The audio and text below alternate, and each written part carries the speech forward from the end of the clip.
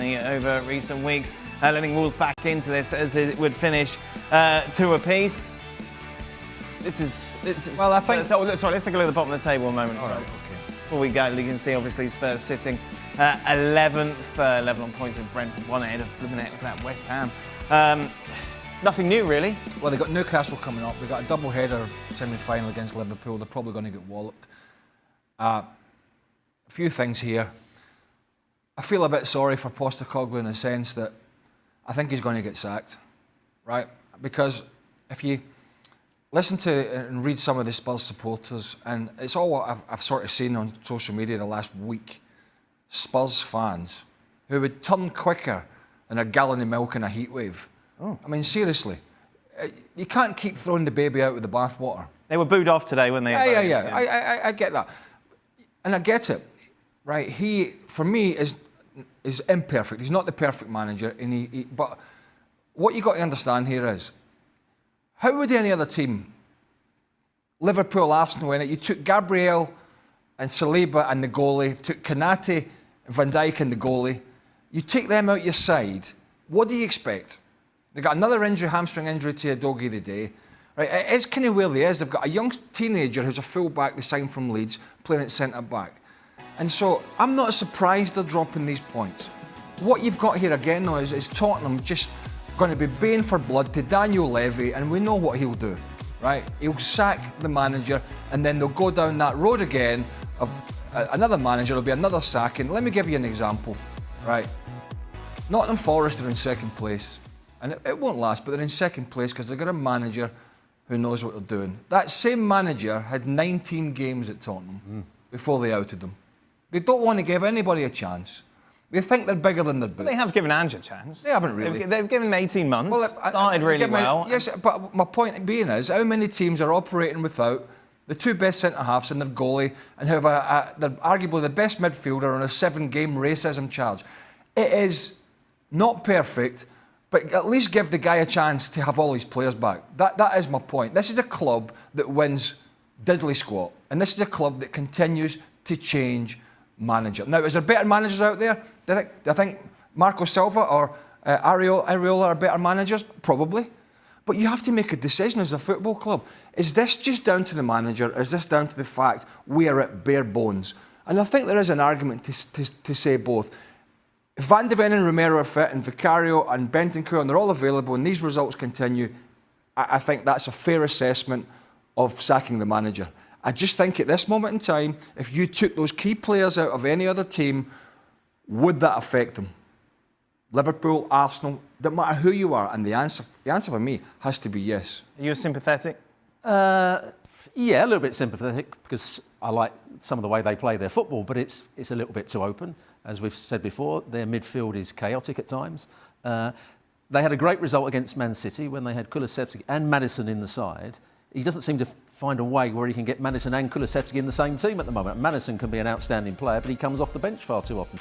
Defensively, they don't make good decisions, and one of the reasons is because the centre halves are out. Archie Gray. They get themselves in good positions.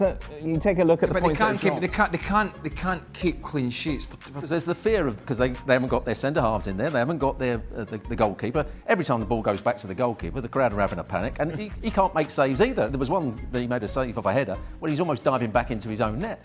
So there's lots of things that are wrong with Spurs, but it just doesn't happen with the manager. Antonio Conte, a serial winner, has been there and failed miserably. Jose Mourinho, I think, has passed his best, but he's been there, failed miserably. As the Nottingham Forest manager has been there and failed after 19 games. It's a difficult job at the moment because the fans, they don't want dull football. They don't want managers that want to be too defensive. But if they start to be too attacking, then they want that to change because they're not winning enough games. But Kulusevski, as Robbo said, he's been their best player, right? He's a guy in the middle of the park that when he's playing central in that 10, he drives them forward, drives into the box. This guy's form has been patchy for a while. In fact, I'll go as far to say I think his best days at Tottenham are well and truly behind him. The problem is, then if you don't want to move Kulusevski or blah blah blah, you go to the well, and you got an even bigger waste of time in Timo Werner. Yeah. What is the point? You talk about confidence or lack of it. He comes on, he can barely control the ball. He had one decent ball he put across for Solanke, but the options are not there. Look, I think ultimately what's going to happen here, as I said at the start of this particular segment, I think they will sack Postecoglou. I think it's evident it's heading that way. If they had everybody fit, where do you think they should finish? If they had everybody fit and these results continued, I would not have a problem with it, because I would say he hasn't learned his lessons, he's got his best players. You've got a back four, it's just getting exposed at the moment. It's so raw back there in the goal. I mean, Fraser Forster, he's 36, come on, he's not... He's yeah, but he moves well. I just don't... I think Tottenham fans at the moment, as soon as... When things are great, they're great, and when things are bad, it's the worst thing on the planet, and they just want to keep making these changes. And I know they understand that there's more problems than just the manager, and it's Enoch, and it's Daniel Levy, and it's spend, and it's recruitment, and I get all that. But at least give this guy, give him the second full season and see where you are in the summer. But I get the feeling that the Bears are not... He also looks like a man that knows he's going to get the sack, doesn't he? Well, he was a man that was coming on the field and couldn't wait to applaud the fans, and they were lapping it up, and yeah, there was the odd bad result, but even now, the relationship between himself and the fans, I think even he realises it's fractured. They've got Newcastle and Liverpool, as I mentioned, and I don't know what the situation with Van de Ven and Romero or anybody else coming back, but if those players don't come back soon, quite frankly, he's screwed. Nathan? I think those injuries have made a big difference. I think when you're seeing Van de Ven and Romero being out, Romero's very good at sort of playing out from the back and having a bit of edge. You look at Van de Ven and his ability to cover, and even just being left-footed means that they play the game in a different way down that side. And that relationship that he would have with Udogi's, obviously Udogi is injured now, that's a good relationship. We have seen good football from them before. I think up until maybe a month to 6 weeks ago, their defensive record actually wasn't that bad, but now all of a sudden they're being torn apart. And yes, I think that makes a big difference because of the fact that it's the back line that's missing.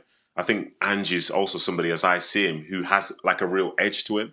And my critique for Spurs, unfortunately, is as I look at that team, how many players on the pitch match that sort of energy?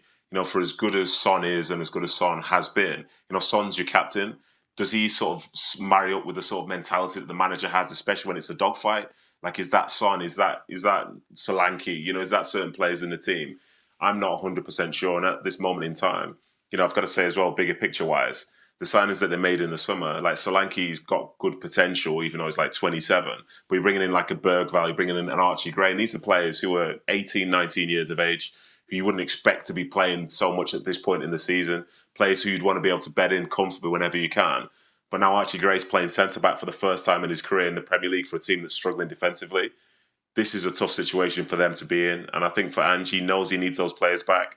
But as he looks on the field as well, he sees players that are bang out of form, and trying to find a solution for people who are lacking in confidence is very, very tough. So many people believe Son was going to miss that penalty today. Like, why is that? Well, it's because of what we've seen to this point. I think they're in a very, very tough situation, and they have been good. But unfortunately, I think I'm probably with Craig in thinking that it feels like something's going to change soon. And when it gets like that, more often than not, it's the manager.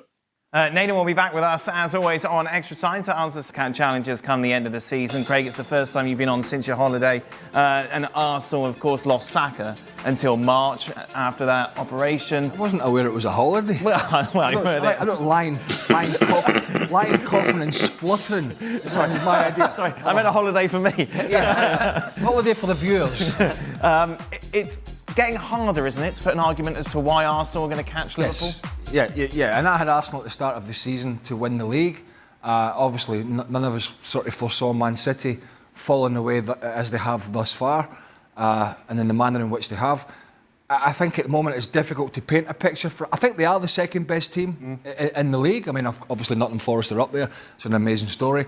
I think they are the second strongest team at the moment, but they don't have the ability to share it around like Liverpool in the goals. And we saw it again for those that watched the Ipswich game. Yep. It was a struggle. Yeah, it was for long periods. It wasn't a great game.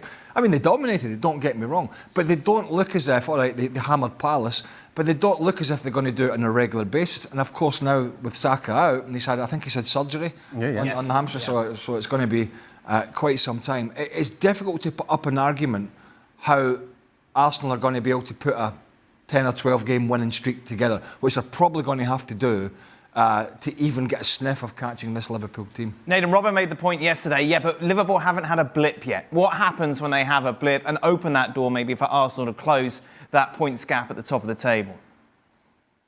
Well, to be honest, you could make the case that Liverpool's blip was when they lost at home to Nottingham Forest after that international break. And we thought, I wonder what slot's going to be like now. And from then, they seem to have kicked on. So I think, yes, there could be a blip, and there probably will be a blip somewhere down the road. Maybe with the amount of games that they're playing, them being in the semi-finals of the League Cup, them being in the FA Cup, them being in the Champions League. Maybe some rotations will happen. It'll get a little bit tougher. But the fact is, you still need Arsenal to be able to win their games just to be able to catch up. And from there, can they then maintain? And I think as I look at this Liverpool side now, the thing that always I need to think about from a perspective standpoint is Liverpool have more players in their team who've got experience of winning a Premier League title compared to that Arsenal side. Arsenal have 2 or 3 of them who've done it before. With Liverpool, they've got players who've had 90 plus points. They've got a team which got to 99 points, I think it was, in winning a league title a few years ago. So they know what the second half of the season needs to look like to be successful. They'll be driven to do that. And if it comes down to a head-to-head with Arsenal have to go and travel to Anfield to play against Liverpool to try and get points there. And if you think that game is going to be potentially deciding the title, who would you be backing at this moment in time? Especially with the likes of, say, with Saka being out, for example, for Arsenal. Because for me, Saka for Arsenal was as important as Salah is for Liverpool. So for them to lose them for that long, I think that's a huge blow. But Liverpool, maybe they will have a blip. But I just feel that the blip that they have will be nowhere near as bad as the blips that some of the teams behind them have had, because they're a class apart as it stands now. And I can only see them sort of continuing very close to this pace going forward. And before you know it, some of these other teams just won't be able to keep up. We're still waiting, of course, for Nottingham Forest to have a blip. And you think away, Goodison, busy Christmas period. Is one of my Nottingham Forest... Because you used to live in Nottingham, so you got a lot of contacts there. Yeah, one of my buddies was texting me earlier about the only team that can stop this Liverpool team is, of course, Forest, who beat them. But I think it's down to, Craig and his buddies in the WhatsApp group, chatting away. It's down to friends. Strange that. Yeah, I was going to say. I mean, is it going to last? I don't think so. What, you friends? No. It's about organisation. It's about being difficult to beat. It's about a front man in form. It's about Gibbs White, who can make things happen. They've got some good wide players with some pace when they need it, in Elanga and Hudson-Odoi.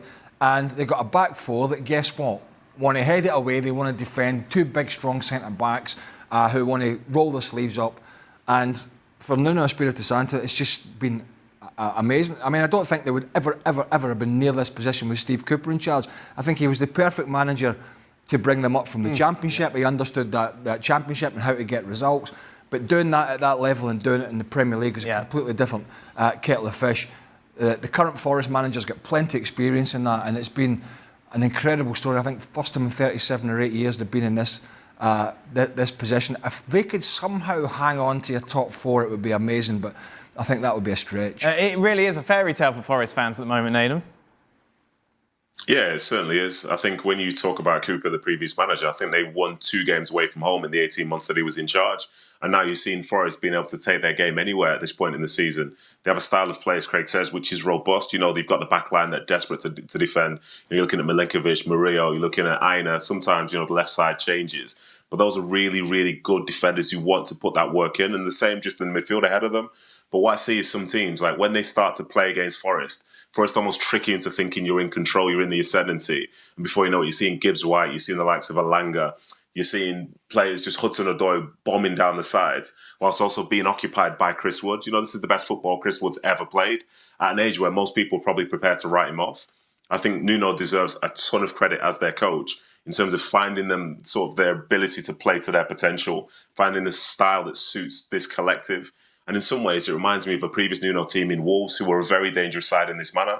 You'd never really see them having maybe 60% possession in a game. But you'd always find that they're tough to score against. And if you're 1-0 down to them, do you roll the dice or do you get caught on the break? I think it's been very, very impressive to see, because Forest, previously they're the type of team where at the start of the season, most people think, well, maybe they'll stay up, maybe they won't. But now, what was it? They're 3 points away from the 40-point mark. So they can just take it easy, I guess. But it's been very, very impressive. I don't believe it will last, but I still have a feeling that they'll finish in Europe, because as it stands, as you look at that league table, where are the teams that have been there before? Where are Man United? Where are Spurs? they're a long way behind Forest right now. So as it stands, I think Forest will probably be in a good position to maybe take some of those other European spots that are outside the Champions League places.